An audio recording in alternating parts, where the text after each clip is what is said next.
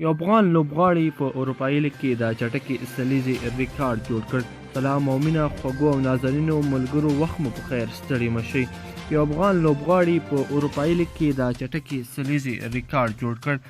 د غرونو پناه یو افغان لوبغاړي احمد نبي د فرانسې د کرکټ یوې لوبډلې لپاره په اروپایي لیګ یعنی ECL کې د چټکې سلیزې ریکارډ جوړ کړ.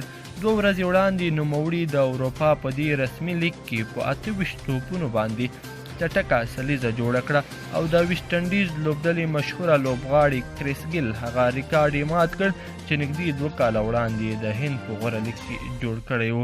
د احمد نبي وړاندې د ویسټ انډیز کریس ګیل د بنګلور لوبډلې لپاره د هند په غوره لیګ یعنی IPL سیالیو کې په 30 توپونو باندې سلیزه وهلې وه. هغه په 16 توپونو باندې ټولې 140 منډې جوړې کړې وې.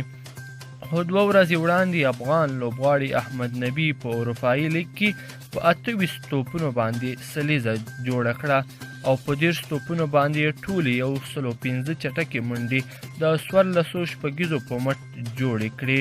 د دې افغان لوبغاړي په دې چټکې سلیزه سره په تجارتي لیګونو کې د کریس ګیل پخوانی ریکارډ مات شو او پر ځای د چټکې سلیزې ریکارډ د افغان لوبغاړي احمد نبي په نوم شو. احمد نبي څه وخت وړاندې په یو لیګ کې د راشد خان سره په یوې لوبډله کې هم لوبېدلی و چې هلته هم ښه ځلېدلی دی.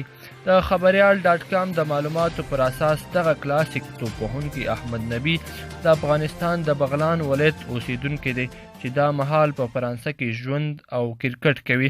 د احمد نبي پر وینا کله چې نوموړی په افغانستان کې و په ولایتي سیالیو کې وانه خیستل شو نو له همغې ورځې وروسته نوموړی فرانسې ته کډوال شوی چې اوس یې هلته خپل کرکټ او ژوند پیل کړی.